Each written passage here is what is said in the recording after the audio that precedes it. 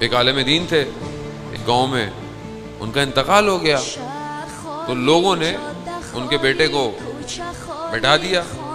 اب وہ ظاہر ہے والد سے جو سنتا تھا تھوڑا بہت اس کو آتا تھا، لیکن وہ عالم نہیں تھا۔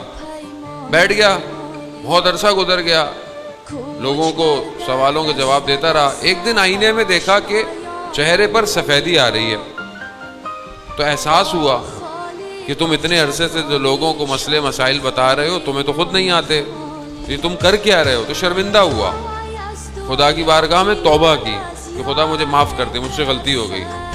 ممبر پر آیا اور لوگوں کو بولا کہ میں اتنے عرصے سے جو آپ کو بتا رہا ہوں، جس میں سے کافی چیزیں مجھے نہیں آتی تھی، میں نے اپنی طرف سے، تو لوگوں نے کہ الٹا اس کو کہتے کہ بھائی بہت اچھی بات کی، آپ نے بتا دیا۔